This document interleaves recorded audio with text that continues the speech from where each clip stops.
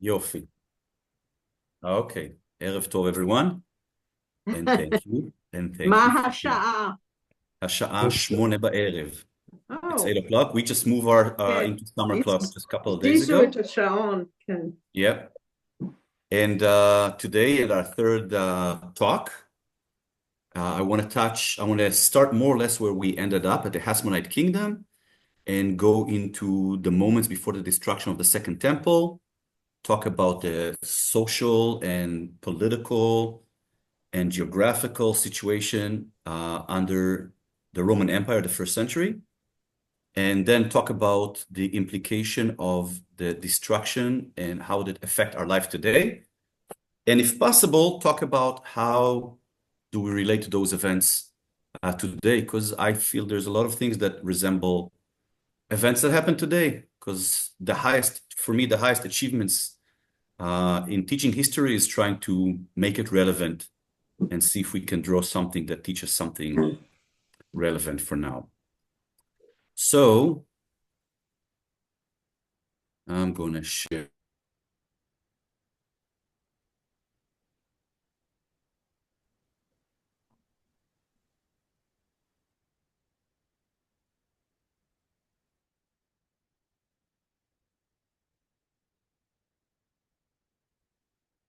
I muted you by accident. Sorry, here I am. I'm back. Sorry about that. Here I am.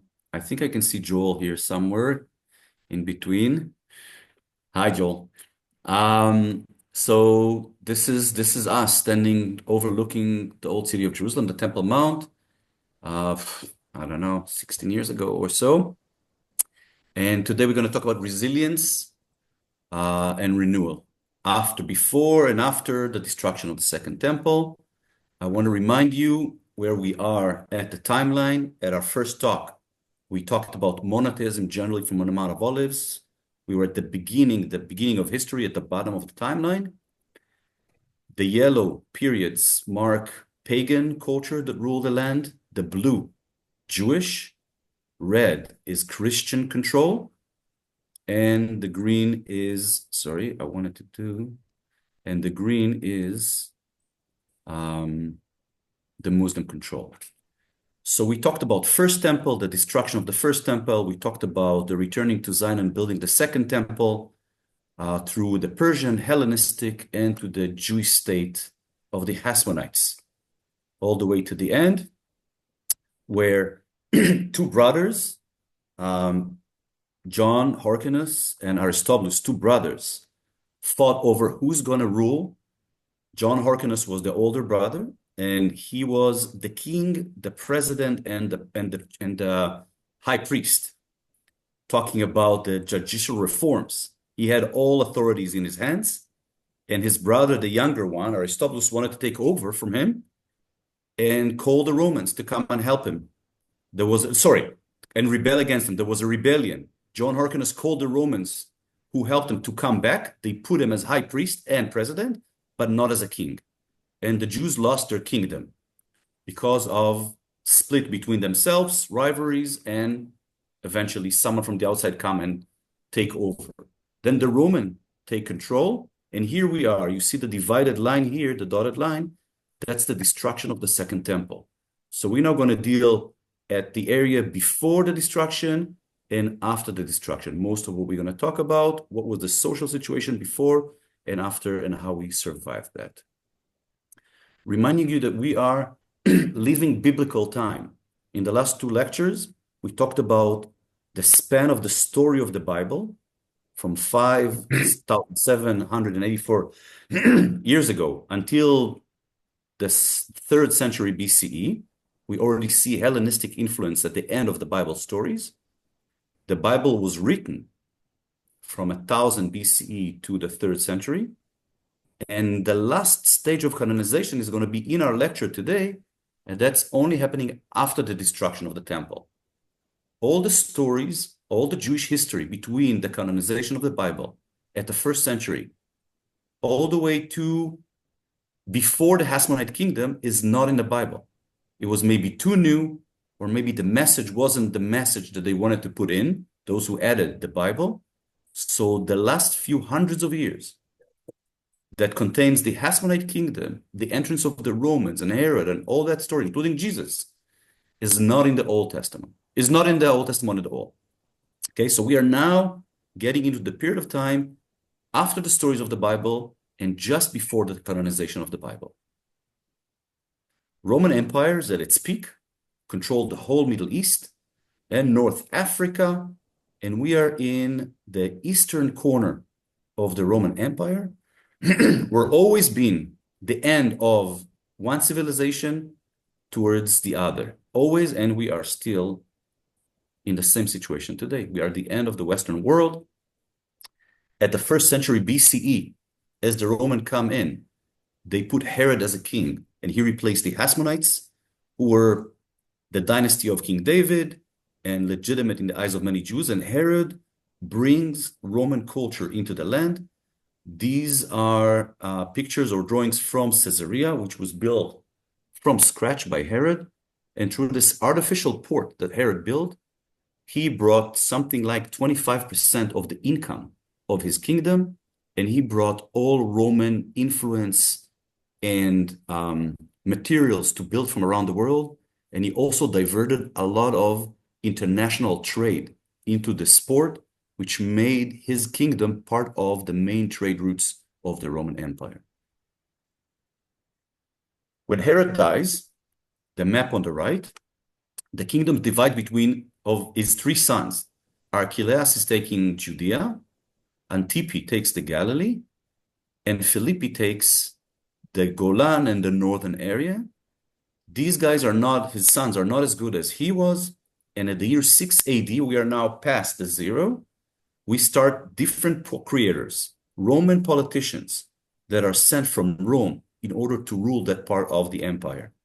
These guys were politicians who were sent to a remote place in the empire to do a job, but mostly wanted to go back to Rome and get a better job. So they wanted to do a better job than the guy before them did. Most of them raised the tax level, and they were more aggressive towards the population that was not happy. They didn't want any rebellion under their hands. So as a result, we go from total freedom, or at least ruled by our own people, the Hasmonite kingdom, to a Jewish king nominated by the Romans, Herod, to Roman pagan rulers, and from each one to the other, the situation is getting worse and worse and worse. The guy on the left here is one of these guys. This guy was the ruler of Judea between the years 26 to 36 AD, and his name is Pontius Pilate. He's the guy who's mentioned in the New Testament as the guy who sent Jesus to crucifixion. So he's got infamous for this. Here his name, Pilatus, from Caesarea, where he lived. These are his coins with his names. And this, if you remember, is the model of Jerusalem. That's the Holy Land model of Jerusalem in the Israel Museum that shows Jerusalem at the first century at its glorious time. The city of David was a place of palaces. The lower city was mostly Pharisees and lower socioeconomic level. And the upper town, where the Jewish quarter is today, was the priests, the Sadducees.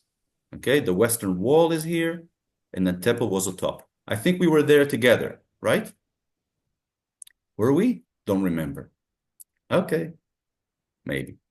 That's Jerusalem at its peak. Let's look at the different groups among the Jewish people. Now we're looking at the groups and the different sects among the Jewish people as Josephus Flavius described them, a historian of the time. When he writes it, he writes to the Roman audience. He's trying to explain the Romans who the Jews are and divide the Jews to different sects, and he divides them to 4. It's hard for me to imagine there was only 4 sects among the Jews. When I go vote today, I have 40 notes to 40 parties to vote for. So 40 would be probably more accurate, but let's go with the 4 by Josephus and their beliefs. And let's look at Judaism back then and compare it to Judaism today, because it's not the same. Let's look at the Pharisees, okay? That's the stream that is similar to our Judaism today. They believe in oral and written Torah. Daily piety, they were observant. and they believed in resurrection. These are similar elements to today's Judaism. They oppose the Romans, but they were non-violent. Most of them did not participate in the rebellion. Middle-class scholars, and these guys founded the Rabbinic Judaism. So that's more familiar. But they were only one. The Sadducees, the priests, the Kohanim, followed only written Torah. I mean the 5 books of Moses, not the Bible. They were only looking at what's written and not at interpretation. And they denied the resurrection, which is a very fundamental thing for us in Judaism. The soul goes with the body. You live and you die. That's what the high priest believe in. These are the highest officials, official religious people in the Jewish world of Second Temple. They did not believe in resurrection. That's major. They cooperated with the Romans because they were aristocracy. They were many times nominated by the Romans, and their ties to the Romans were part of what kept them in their jobs. So the highest officials in the Jewish world religious ritual were also very connected to the Roman world and was also very corrupted. Obviously, they lost their influence after the temple was gone because they were all about the temple. Judaism was all about the temple until the year 70. The Essenes, which are the guys from the Dead Sea, Qumran, Dead Sea Scrolls, abstain. They were messianic. They believe in some apocalyptic war, some kind of an Armageddon that is going to happen, and strict purity. Twice a day they went to the mikveh. They believed the war of some kind of Armageddon where the sons of light, them, would win the sons of darkness, which is everyone else, including the rest of the Jews. They reject the Roman culture and behaviors and also the temple. They said the temple is too contaminated with Jewish wrong behaviors and impurities that they couldn't even be there. So they went to the desert. They were living in isolated communities, and in and around their communities is where we found the Dead Sea Scrolls. And we have the Zealots, the Sicaries from Masada. We know them from Masada. They were militant, anti-Roman, religious, and nationalists. They were the ones who started the rebellion, active against the Romans. They pushed the rebellion. They even assassinated Jews who did not cooperate with them when they wanted to fight the Romans. Lower class, mostly radicals, and they led the rebellion and the destruction. So these are the 4 sects. Out of them, the Pharisees are the one who adjusted and continued. And there's one that Josephus doesn't talk about it, and that's Christianity, which at the time is a sect of Judaism.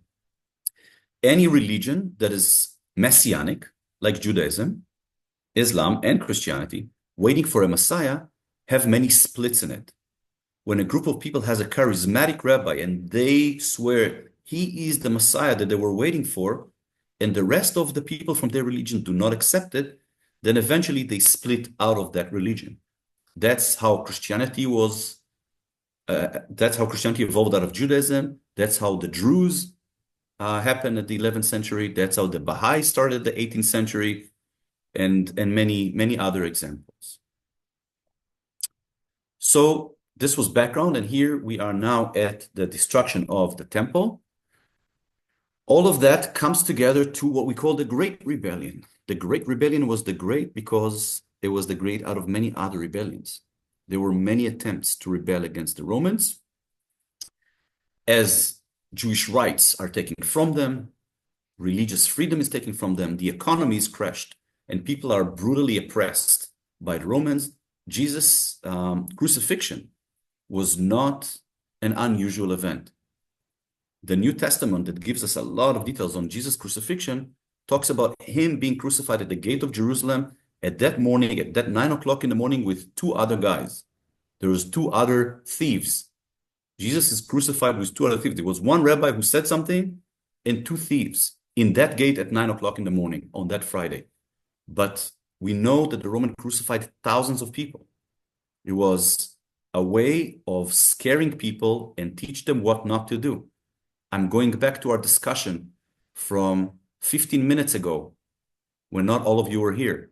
But today Hamas was punishing people who were rebelling against them by executing and torturing them in public. That's basically the method, is execution in public to horrify people, and rule by fear is effective, was effective, and still is today. So what happened to the Essenes? They were in the Dead Sea. That's Qumran. The rebellion started at the year 66. It took the Roman a year, and within a year, they started to conquer different parts of the country, leaving Jerusalem to a later stage. And the Essenes met or saw the Romans coming their way in Qumran at the year 67, and they ran. But before they ran, they hid their most precious thing that they had, the scrolls, in caves. That was their most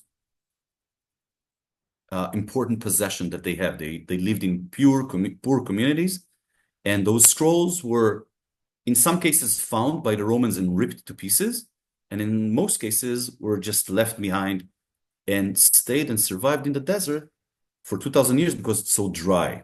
But the Essenes community is gone. A lot of their theology reflects in early Christianity: baptism, purity of the body and the soul, living in a small community, have no possession. I remind you that the New Testament teaches that you should be poor. I know it's not the practice among Christians today, but that's what Jesus is teaching. Jesus says, if you have one robe, give one to another. Jesus says it is easier for a camel to go through to the hoop of the needle than for a rich man to go to heaven. Jesus is an extreme socialist and a pacifist. And that's part of their theology, and also the vision of Armageddon, the sons of light, the sons of darkness. There's a lot of similarities, but these guys are gone. Christianity continued. The Dead Sea Scrolls is part of their heritage, copying many, many scrolls. Maybe it was them, maybe it was others. I'm not going into that discussion. Masada, the Zealots. What happened to the Zealots? I also added a picture of my two boys and me at the synagogue of Masada. Diving a little bit to the story of Masada, because I feel it's relevant for our days today. The Jewish movement, the Zionist movement, has glorified Masada. You guys, if you come to Masada, you go on top of Masada. It's a must visit. And until 70s, every soldier would come up to Masada as they joined the army, and they swear oath to protect the country, if necessary, with the sacrifice of their life, and standing on top of the mountain and scream, Shenit Metzada lo tipol. Masada would not fall at the second time. Imagining Masada surrounding with the Romans is like the Jewish state of Israel today, surrounded with enemies. And in order to take 18-year-old kids, and I have one going to the army soon, and inspire them to risk their lives for the freedom of our people, you need to inspire them with something. And that's a message that is very powerful. The sacrifice for the freedom at any cost. They were willing to sacrifice not just their comfort and their wealth, but also their lives. And that's a very powerful message. Looking at it realistically and trying to compare it today, the Zealots were maybe, okay, let's not jump there. Maybe let's try and find the groups. They were messianic. They were very religious. They believed they speak in behalf of God. They went on an irrational battle, rebellion against the Roman Empire. The military and political plan that they had when they rebelled against the Roman Empire the first century was that God's going to save them because they know what God wants. There was no chance for them to win against the Roman Empire, but they pushed a rebellion, they pushed the Jewish people, including killing Jews, because they believed that's what God wants, and God would find a way. They were waiting for a miracle to happen. And they pushed themselves to a corner where they had two options: to be killed by torture by the Romans or to commit suicide. So they committed suicide. These zealots brought a disaster on the Jewish people, which include the destruction of Jerusalem and the temple, and the death of, if Josephus right, millions of Jews. He said only in Jerusalem over 1 million were killed. So maybe the message from Masada could be, if we let a messianic minority zealots to dictate where the politics of the Jewish people goes, it could end up in a massive destruction. Maybe the message is that we need sacrifice, because without sacrifice, we will not be here. That's true. If I do not send my kids to the army, then we're done. Then I need to pack and go. But we also need smart leadership that would lead us to a place where we have more than an option to die or to be killed. And without those two, we will not be here. Anyway, these zealots are gone because they said, we want to live as free Jews in this land or not live at all. And they chose death over anything else, and they're gone. The Sadducees lost the role because the temple was gone, and we are left with the Pharisees. The Pharisees are the beginning of rabbinic Judaism, and Judaism at their time changes. We had synagogues before, Beit Knesset, a gathering house. The gathering house, the synagogue, was the school, the house of the main events, the meeting place, the social gathering, but it was not the ritual. We have under our hands today 8 synagogues that existed before the destruction of the temple. By the way, that's 2 more since you've been in Israel last time, or at least last time with me. We keep finding them. But these synagogues were the one public building in the village. They did not serve as a place of prayer and ritual. The ritual of the Jewish people was only at the temple, and Jewish life evolved around the temple. If you want to have a Jewish ritual, you go up to the temple 3 times a year, and you give your sacrificed animals to the priest who talked to God for you. The ritual at the temple was similar to most ritual in the pagan world. It was not that different. The same way that the Romans and the Greek worshiped their gods, the Jews worshiped their God. It was offering money and sacrifice for the priest who would talk to God for you. Even the architecture of the building was the same. It looked similar and it behaved similar, but there was no statue in it. It was invisible God. That was the main difference, but it was very similar in many ways. The temple was not only the center of ritual, it was the center of economy. Every Jew would bring half a shekel 3 times a year as you come to the pilgrimage. You would meet there. At the stairs of the temple, you'd meet people who would give you news from around the Jewish world. You would find business partners. You would find a shidduch. That's Jewish life. Right outside the temple, that's the center of Jewish life. And when the temple was destroyed, we lost everything that held us together until that point. Judaism today is not very similar to Judaism at the time of the temple. Orthodox Jews are waiting for the 3rd temple to be built. When they go to pray on Shabbat, they do not go to temple as you do. They go to shul. They go to Beit Knesset. The word temple at the Orthodox movement is kept for the one and only temple that should be built in our days, B'yamenu b'mhera, as they say. For the Reform movement, we've moved, and this is the move that we've done, to community as the center, and the synagogue that was a secular place or educational institute becomes the ritual, the place of ritual. And the 3 sacrifices a day at the temple turn into 3 prayers a day. And the washing of the hands of the priest before the sacrifice are the washing of the hands ceremonial that we do. And the salt that we spread over is the salt that they were spreading over.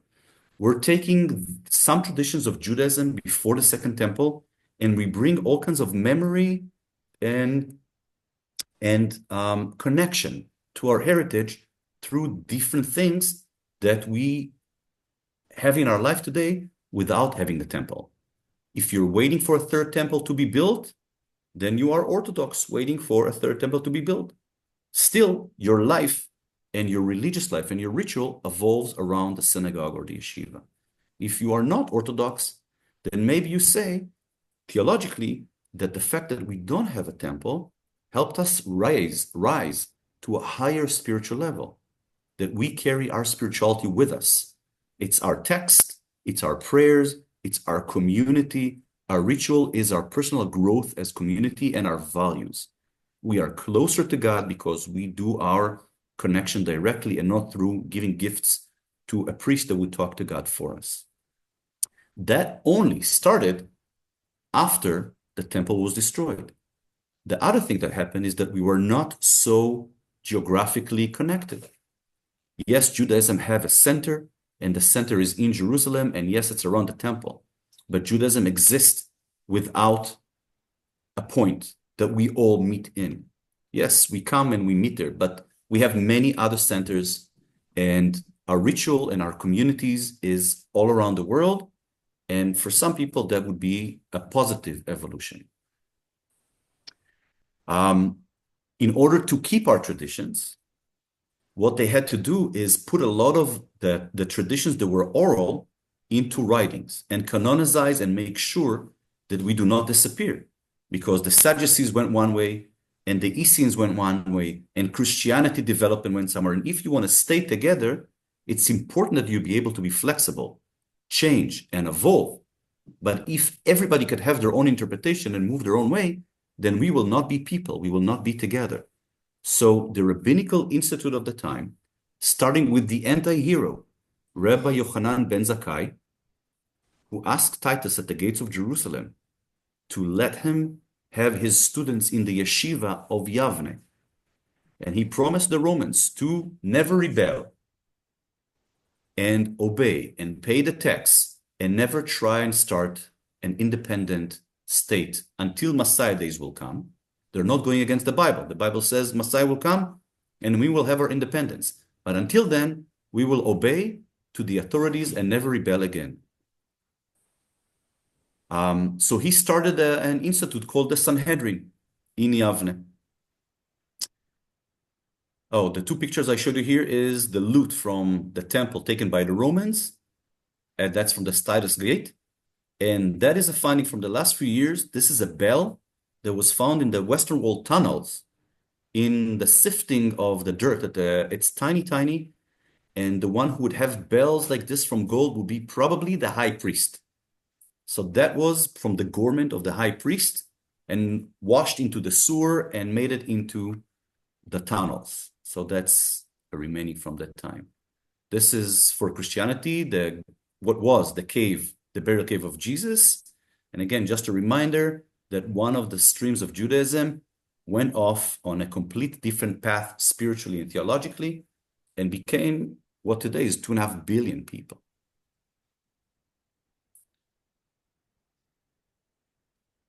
60 years passes. The Sanhedrin is in Yavne. The Rabbinical Institute is in Yavne. Jews rebel again. Now I want to say something about the Jewish Messiah, the Second Temple. Judaism have taken a lot of influence from Christianity at the Middle Ages, and Christian Messiah is a theological concept that talks about a personal redemption. In Christianity, if you accept Jesus as your savior, you have a chance for redemption. Jewish redemption at the time of the Second Temple talk about self-governing in the land of Israel. Jewish redemption is a national redemption, which means a leader who would bring us to an independence rule, as the Bible commands, in our land, could be the Messiah, Mashiach, to be anointed, to put oil on your hair, as Samuel did to David and Solomon. That's the essence, the interpretation of the word Mashiach. And Bar Kokhba, who was a military commander. Second. Yuval, can I interrupt for just a second? This Yes. is Dan. Yes. If people have questions, you can text them to me on the chat. We're going to try to leave time for questions oral, but if you have some things you want to ask, send them to me in the chat and I'll make sure we get them to Yuval. Yeah. Actually, I can even make a stop and we can ask. We are small enough group of people to actually let people ask if you're okay with that, Daniel. Yeah, I have a first question. Is there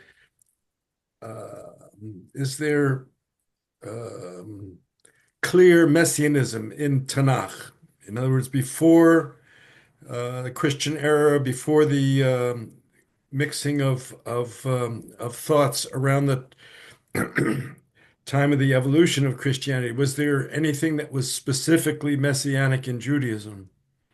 Yes. We talk about two kinds of Messiah in Judaism. We have Mashiach ben David and Mashiach ben Yosef. Mashiach ben David is what I've described now, is someone who would be a descendant of King David, okay, and would lead us to a national redemption in our land. The redemption of the Jewish people is happening when they control their own destiny in their land. And the Bible is talking about it. Actually, um, uh, since the destruction of the first temple, when we go to Babylon, it's a discussion. So that kind of Messiah is discussed in the Bible. A political, military leader who would lead us to a national redemption in our land. The concept of the afterlife exists, but the Messiah concept of personal redemption, because you believe in the Messiah, is a total Christian concept and has not penetrated Judaism in that way also. But how about reviving the dead? Is that So resurrection, is that resurrection, we can see, first of all, we've just talked about the priests. Okay, the highest official in the Jewish world did not believe in resurrection. They said the soul dies with the body. But we have hints of believing resurrection from the exile to Babylon. At the end of the first temple, before the build of the second temple, Jonathan, אתה מפריע לי. Teenage boys.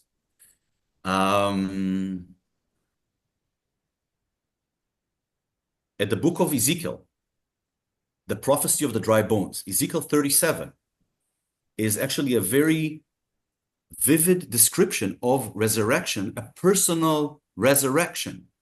And Ezekiel was written in Babylon before the build of the second temple. So we have that thought, but it's not that everyone bought into it. It exists in the Bible. Only at the time of the second temple, we start to believe in personal resurrection. You can see in the burial of the first temple time that people were not buried personally. They were buried in a pile, gathered with their ancestors. The bones were collected in a big pile.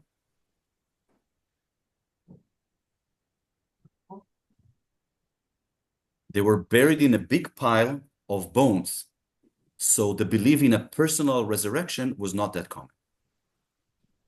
There's another The answer? question. Ben asks, where is the Ark of the Covenant? He saw something from something called the Temple Society that says it's not lost, but safely hidden, and implies it's in a tunnel under the dome of the rock. The Ark of the Covenant, the Ten Commandments, the last time that we have any comments relating having it somewhere was at the first temple. We know that at the time of the destruction of the first temple, it was taken and hidden somewhere. And at the time of the second temple, it was an empty room. That's what we know from Jewish sources. There was no Ark of the Covenant. At the whole 600 years of the second temple, it was an empty room. There's different thoughts and different talks. There's even a village in Ethiopia. They claim they have the real Ark of the Covenant. Part of the Ethiopian mythology says that one of the sons of Queen Solomon and Queen Sheba stole the real Ark of the Covenant and put a replica there. And they have the original one. They take it once a year around the village, covered with rugs, and they put it back in. I cannot relate to it academically more than that. Thank you. Thank you. So that's it Okay. for questions right now, unless somebody wants to speak. I continue from where I've stopped. Please do. So the Bar Kokhba rebellion at the 2nd century was led by a guy named Bar Kokhba. And he was nominated and supported by Rabbinical Institute at the time. The most famous one was Rabbi Akiva. But there was many other rabbis who supported him and said he is the Messiah. So people follow the guy The Jewish people at the second century followed the guy with a sword who was going around and killing Roman people and says he is the Messiah. He's going to bring us to an independence. The end of that rebellion was catastrophic. Roman historians talk about 450,000 Jews that were killed. Jews were not allowed to live in Judea anymore. And the Roman decided that Jews plus Judea equals political unrest.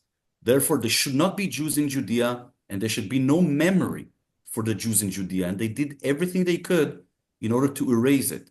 They rebuilt Jerusalem, but they built it as a pagan city and they called it Ilia Capitolina. They changed the name. They changed the name of the region from Judea to Palestina. They took the name of the enemies of the Jews from the Bible, the Philistines, who were long gone for something like 800 years. There were no Philistines, but they knew the name Philistines from Jewish literature, and they decided to adopt that name, Dafka, to erase Jewish name, and they brought the name Palestina. From there on, the region, in some part of the time, kept that name, which gave the name to the Palestinians, who started a national movement in the last 100 years, because they are Arabs who live in the region of Palestine. Okay? So that's how the name moves. And Jews are not allowed to be in Judea anymore. So the Sanhedrin that write the Mishnah and later on the Talmud moves to the exile, but they go to the exile and stay as close as possible. So they go from Yavne to the Galilee. The Galilee is outside of Judea. And there, for a few hundreds of years, they moved between Usha and Shfar'am, Bet She'arim, Tzipori, and they ended up in Tveria. In Bet She'arim and Tzipori, that was the years that Rabbi Yudah HaNasi, around 200, canonized the Mishnah, meaning putting the oral law in a book and also explaining us how to be a Jew when there's no temple, because again, Judaism goes to a major shift. The picture that you see here is from Bet She'arim. That's a Jewish necropolis. I highly recommend that you visit. Not everybody goes. That's a Jewish necropolis where Rabbi Yudah HaNasi is buried. And because he was buried there, many Jews in the hundreds of years after that asked to be buried next to him. So Jews in the local region were being moved to be buried in the Jewish necropolis that was going on there. And Jews from the diaspora was asked if they could afford to bring their body to be buried next to Rabbi Yudah HaNasi from Babylon and around the Roman and the Roman world. So there's a lot of caves and thousands of burials, sarcophagus and ossuaries. Fascinating place. That Sanhedrin had a relationship with the Roman that was changing. Sometimes they were cooperating and friends with the Romans, and sometimes they were persecuted.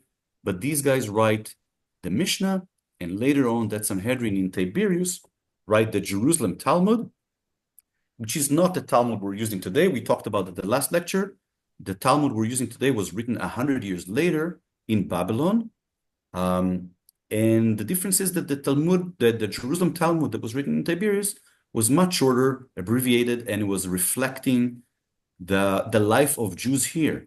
For example, the story of the miracle of Hanukkah, the 8 days where the oil lasted, is not in the Jerusalem Talmud. It's only in the Babylonian Talmud. Here they talked more about the active rebellion of Judaism and not so much of the miracle.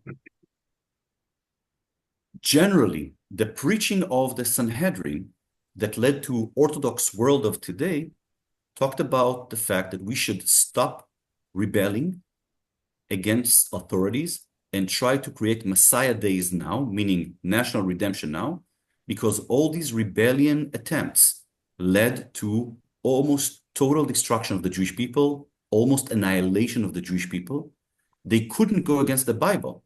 So they said, the Bible predicts that we'll have Messiah and we'll come back to our land and we'll rule our lives, but we should not be active about this. Until Messiah days will come, we should not have self-governing in the land of Israel. That's why ultra-Orthodox today, there's hundreds of groups of them, are on some kind of spectrum of not Zionists. They are not Zionist because it's not the Messiah yet. Orthodox Jews who were needed yarmulkes are Zionist Orthodox, and they join the army because they believe that Messiah is at the door. We are now at Chevlei Mashiach, the moment before Messiah.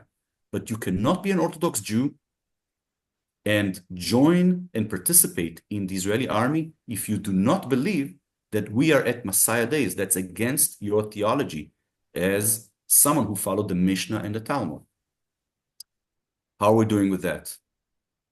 Questions? We're good? All right. We have many more movements and crises. It's not the destruction of the temple is not the last crisis we had, unfortunately. So we had the Byzantine rule that comes in, and Christianity do not treat Judaism well. And we have spread around the Muslim world, which was quite good for us. We have the Crusader rule, who massacred many Jews at the center of Europe and made Jews run different places. We had the British and the French expulsion. We have the Spanish Inquisition. And we're moving from one place to another. Eventually, if we follow the Jewish movements, then the first one in blue is the first temple destruction. And then we go to Iraq and we go to Africa, Yemen, Arabia. That's the first time Jews are outside of this land. Until 586, Judaism was a regional religion in that spot only. Then we go to Babylon, Yemen, Ethiopia. When Hellenistic culture takes over and we're part of the Hellenistic Empire of Alexander the Great, then we start following different places, business opportunities, and the world was open for us. And we moved to different places in the southern part of Europe. Then there are movements under the Muslim world to Central Europe. The Crusaders are not on this map, but that's another movement, 12th century. Golden era of Spain. Under Muslims, Jews were always better off under Muslim rule than they were under Christian rule. I know that for you guys who live under a Christian rule, it sounds like a surprise or the way we know the world today, but Islam was a much more accepting and patient religion towards Judaism than Christianity ever was. It is only different now. So Spanish Inquisition is happening when the end of the Muslim rule comes when the Christians comes down and expel the Jews to Central Europe and then later on to Eastern Europe. My family's journey is probably that. I came from Poland. All my ancestors came from Poland. And we have Sephardi blood in our family, which means we probably go back to this place. And I'm looking at your pale faces and I'm assuming that we are sharing some common genealogical history. Here I'll stop. And if you want to have some questions about this or about current events, I'm happy to open a discussion.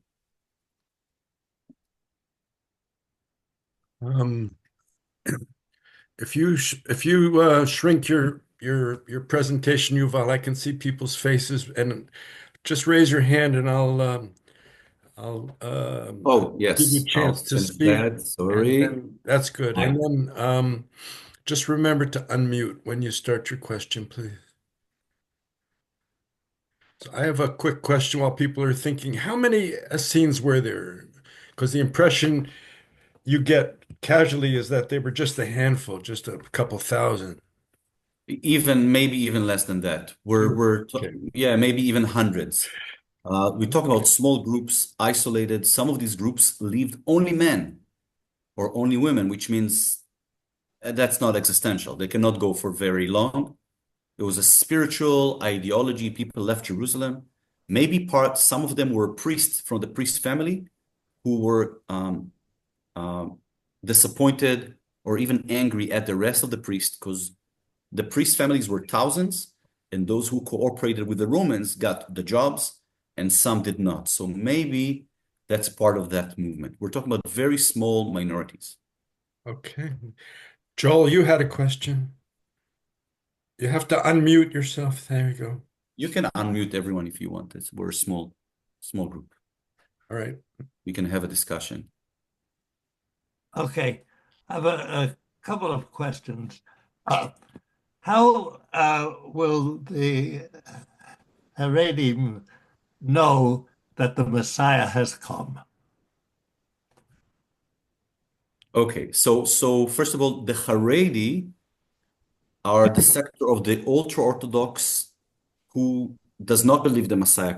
I'm separating Orthodox. Okay, we're talking the Orthodox world.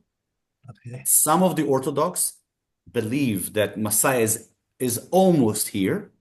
Okay, it's the moments before.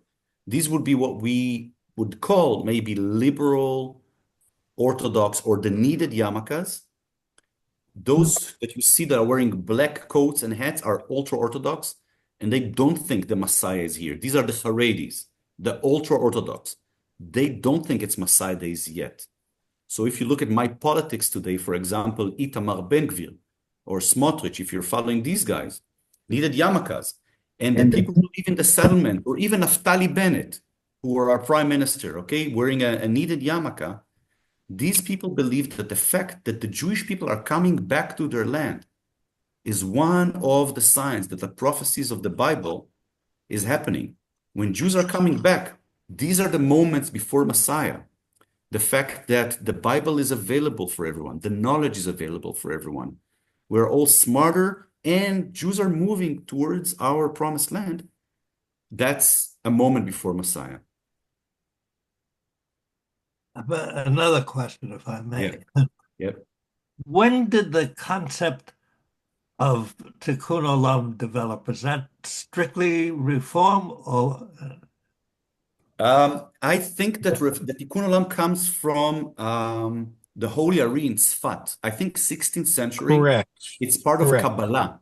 Oh, here we have a rabbi here.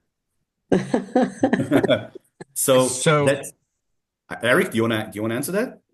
Yeah.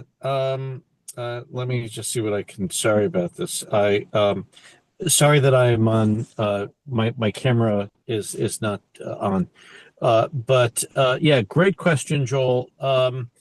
The Tikkun Olam, that concept is going back to Kabbalistic notion, and the idea is that the world is shattered, and that mitzvot will in fact repair it, and will break repair the broken vessel, which is the world.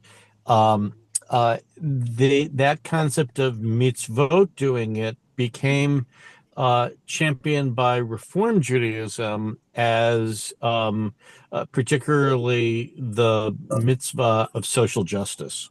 And so nowadays, there's a lot of emphasis on how Tikkun HaOlam, repair of the world, based upon acts which we do for social justice, although not exclusively social justice, also ritual stuff will repair the world. So it started within Kabbalah, which is again a much more modern thing, and the Reform doctrine has become exceedingly popular beyond the Reform movement. So it shows that our movement can actually impact the Jewish totality as a whole.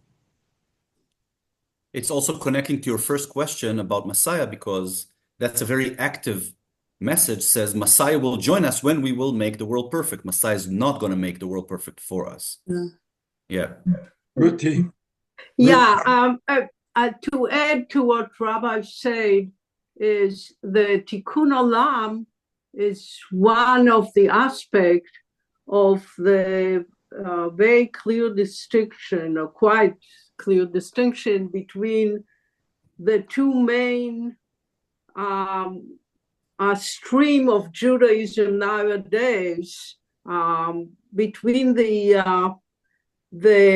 evolutionists, which are the Reform and the Conservative and the Reconstructionists, that essentially define themselves as universalist as opposed to the traditionalist who are the modern Orthodox and the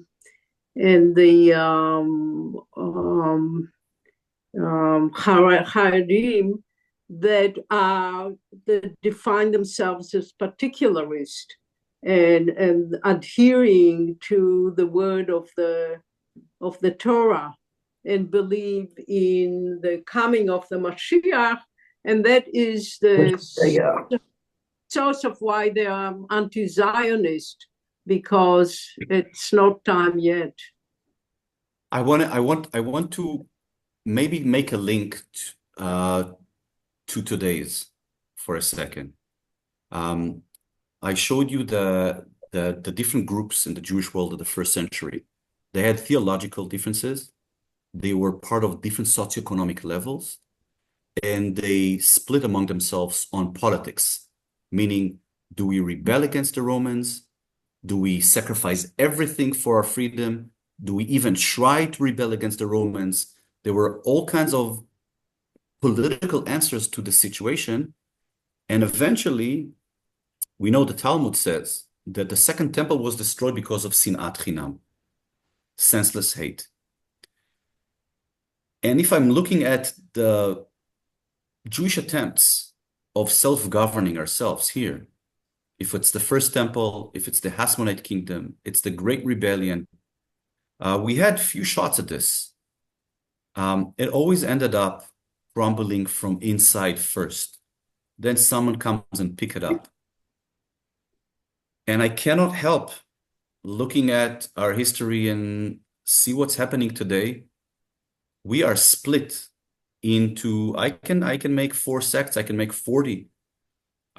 We just talked about the Orthodox world, those who believe it's Messiah days and join the army.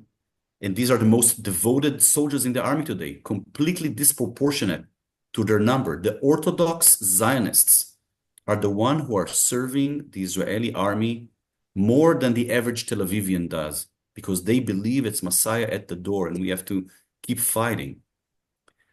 Orthodox, right next to them, are the ones who are sitting in yeshiva and got 5 billion shekels right now from the government to not serve in the army or learn anything that would make them beneficial citizens in the future. Because until Messiah days would come, they need to pray and study as much as possible. Both Orthodox. And then I have my neighbor's secular friends who believe that only Netanyahu can save us. I'm now throwing political names, all right? He is the one who is the only one that we can trust to take us out of this place. And others who would go and my other neighbors for 1.5 years now, go every week to a demonstration against Netanyahu, wherever it is. And these guys cannot even sit and talk to each other anymore. We are split on ideology, on theology, on politics. In so many ways, it looks so similar to the story that we've just talked about that is warring.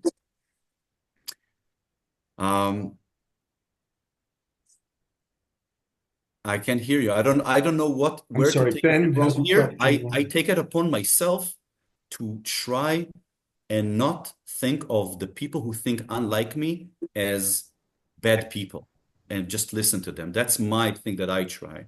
Yes, sorry, there was other questions. Ben has a question. Yeah, quick question. You mentioned that Jews were traditionally better treated under Islamic rule than under Christian rule. Can you talk a little bit more about that, specifically in the current context where that is a claim that's often made by the Arab side, that Jews lived in peace with the Arabs before the establishment of the State of Israel, which we know that wasn't the case, especially in the early 20th century. But going back even further, I understood the Jewish relationship with the Muslims as one of dimitude, where the Jews were second-class citizens, which maybe being a second-class citizen is better than being um, a banned citizen and not even being allowed to stay. But can you just say some more about that, especially in the context of the current conflict with the Arabs? Yes. So yes, you have the background of this. We are coming from a very privileged world where everybody should be equal. That's a very new concept that the Western world is trying to spread, and so far has not succeeded. Okay, not everyone is equal, even in America or in Israel. We're not there yet. So to be a second-class citizen is a curse for us, but it was a privilege, especially when the other option was to be executed and persecuted. So under Islam, um, the Quran talks different ways about the Jews and also about the Christians. If I'll sum it up, um, Judaism is a good religion. Jews are bad people. Okay, Christians are good people. Christianity is a bad religion. It is okay to hold the Jewish faith as long as you're not a threat, as not you're not above. You should be under. You can be controlled. If you don't have a Jewish state, if you're not more successful than we are, if you are living under our custody, under our rule, as a second-class citizen, you pay some extra tax because you're a Jew. But you can live anywhere and you can work in whatever and you can make money and you could practice your Judaism and live among your communities. This is way more than we got when the Christians ruled us. So don't imagine what you have today as a second-class citizen in a Christian country, which is almost equal. Okay, I don't know if but you're supposed to be equal, okay, at least by law. And back then, you're not supposed to be equal, but that was better than almost any other option we've had anywhere. So that's good. Good is only compared to what other options are. Yes, Rochelle, Michelle. Rochelle. Uh, yeah, I saw with interest the fact that you had Jews going to Ethiopia in the 17th century. The reason I'm particularly interested is I have been told that my family was in Ethiopia in the late 1700s, early 1800s. They were a scholarly religious family and had to leave because of discrimination. Um, can you speak a little more about what took the Jews to Ethiopia and what they did there? Okay, so I'll try. First of all, the movement of Jews toward Ethiopia is in the 6th century BCE. It's 2,600 years ago. Okay?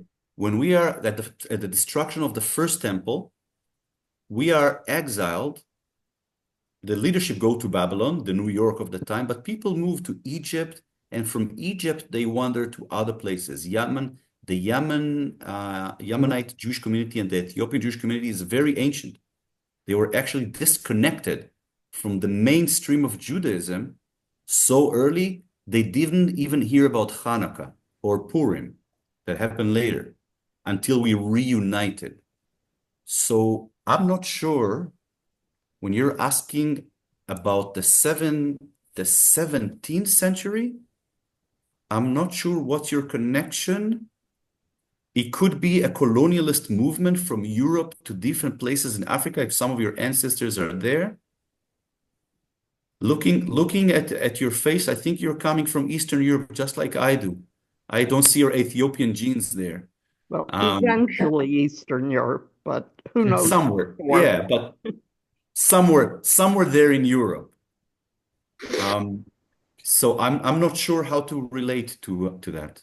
If I could have the Spanish expulsion sent a lot of Jews to Arab countries in North Africa, and from there it's not so far down to Ethiopia, which also was mixed, but for the most part was under the Arab rule. One more thing, Rochelle, the Ethiopian language is a Semitic language, and they could understand each other from way, way back. And it was a sort of a natural connection with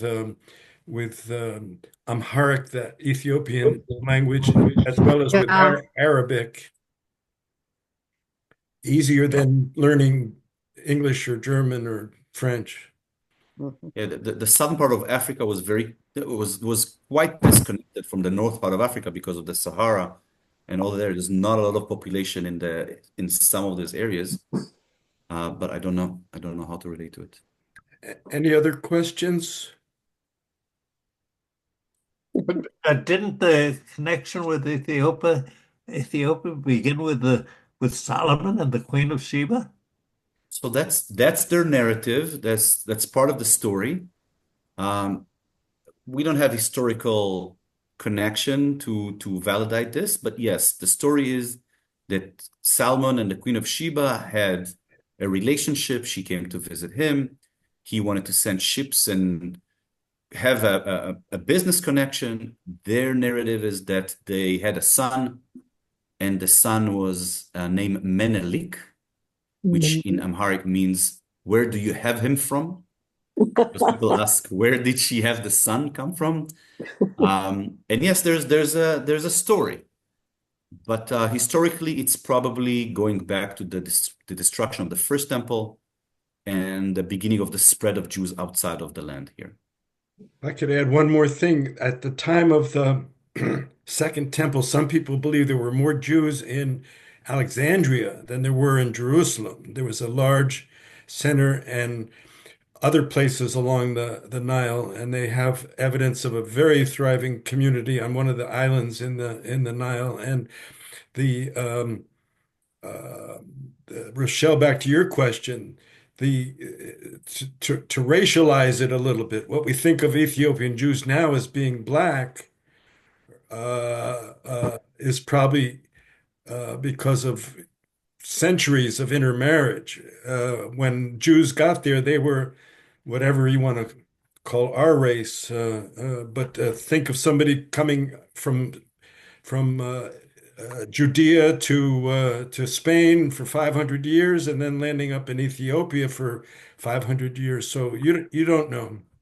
We are not the same color as Jews were in this land 2,000 years ago, as much as the Ethiopians are not the same color. They were probably Mediterranean people. Jesus was an Arab. We were shades of brown. We were probably some shades of brown. We became more pale in Europe and Eastern Europe, and the Ethiopians got darker and darker in times, many generations of intermarriage. Last chance for questions. Ruth, do you want to ask anything about current events? I have one question, but Well, I'm interested in put your Yuval. hands down. I can't see your mouth. And I'm interested in Yuval you making a kind of a comment. We talked a little bit beforehand, but if you see the judicial reform that is happening under the carpet and the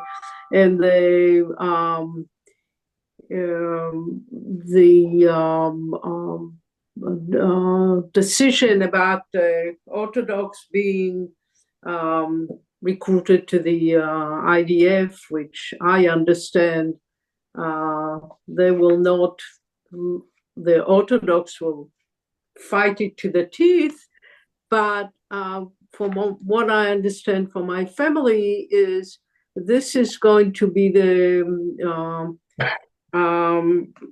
a straw that breaks the camel back, and that Yuval, that Miluimnik, the reservists, are starting to refuse to go to service, and that movement threatened to grow, and that's where the Milchemet Achim. This is our major. That's our biggest existential threat. I believe, with everything that is happening around with Hezbollah and Hamas and Iran, Our biggest existential threat is within, going back to our talk today. And I'm very, very concerned about this. I started to join some of the demonstrations as well.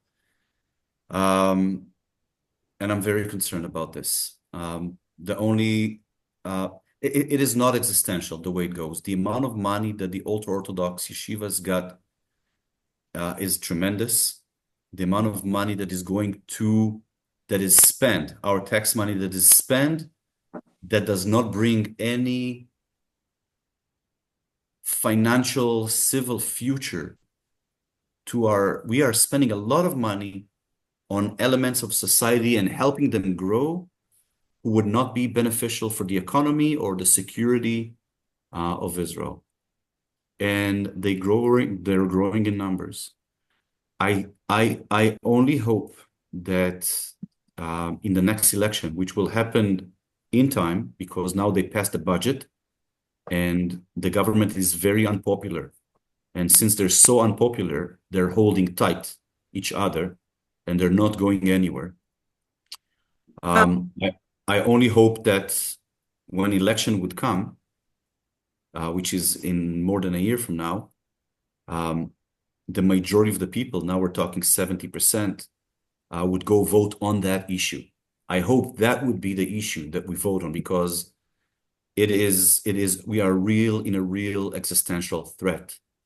Yuval, is there another, I'm sorry, go ahead.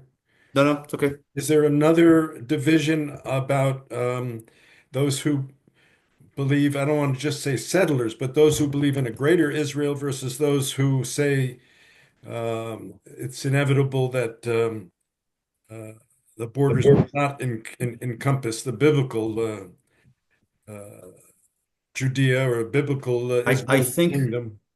I think that the secular liberal part of Israel has gotten closer to those people, not for the same reasons.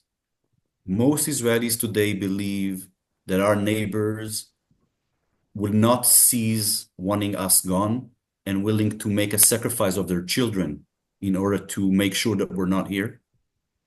The distrust at our neighbors in Gaza, but also at the West Bank, is very big, which makes it even more problematic because we have 2 million Israeli citizens who are Palestinians. That's another issue that is becoming or will be an issue because there's a growing distrust. And if it's God who says we should be at the West Bank or everywhere, or if it's our political and security needs, then these two groups are closer today when they talk about decision-making, political decision-making, than they ever were. There are not many Israelis who would say that we should withdraw from the West Bank and create a Palestinian state there and let them have a country with all the freedoms of a country, and we will live happily ever after. There's a very small minority. I don't think if they go for a vote on this, they would even make it to the minimum today to create a Palestinian state the way the Palestinians want. I'm not saying there might not be a Palestinian state, but it will be demilitarized. They'll have no control over the borders. They will not have right of return. They will have what they have now, and they can call it a state. So these groups are closer than the ultra-Orthodox are to all of them together. I would like to see a government that bring together everyone that serves the country, that give to the economy and serve. That is a coalition that I would like to see. All that spectrum. It's a wide spectrum. Yuval. Ruthie, Yes. I'll let you have the last question. Thank you for staying Yuval. late, Yuval. Thank you, Yes. Yuval. Yes. Would you agree or conceive of the analysis that claims, which I uphold personally, that everything that is going on internally in Israel right now can be framed around Netanyahu's fight to avoid jail, that every threat to the coalition, the Karen coalition, means that he will ultimately go to jail Okay. and take responsibility. Okay. So in one word, no. In one word, no, but you asked me if everything is. Not everything. First of all, Netanyahu is part of a global phenomena. Look at your president, who is Netanyahu's twin in many, many ways. It's a global phenomena. So to say this is just a local personal thing, I see leaders like Netanyahu coming up in Europe, and the strongest man on the planet right now is similar to Netanyahu in many, many ways. It's part of social media that polarize people. It's part of it. But Netanyahu, no doubt, in my mind, should have been gone for a long time. And his ideology is conflicting his coalition. So the only way for him to rule is to change the checks and the balances. His right-wing ideology needs a lot of soldiers and a lot of people. And the only way for him to hold on is to have the ultra-Orthodox supporting him. So his ideology is not sustainable with his coalition. If we want to implement his ideology, he needs to go. He ran into a conflict, and the only way to keep ruling is to change the whole system. And that's what he's doing. Some of it, I believe, is personal. I think he is off the chart. Him, his wife, his child, he's been around too long to have a clear mind, and to be trusted to do what's right for us as people. I don't trust the guy. He probably doesn't trust you either. He doesn't trust anybody. But unfortunately, Yuval, I hold very little power. thank you so much. It was really, really good. I will have the recording available if you want to mention this to, not you, Yuval, but if others want to mention it to people who didn't show up. I want to point out that a month from now, the last Sunday in April, our meeting is at 2, not at 1. Just a one-time deviation because there's another event at the temple. But there are 2 more lectures to come, April and May, and I look forward to them. Yuval, thank you so much. Thank you so much. Thank you, Yuval. Thank you. Great seeing you. Thank Warms you. my heart. Thank you. Thank you. תודה Bye. רבה. תודה רבה. תודה רבה.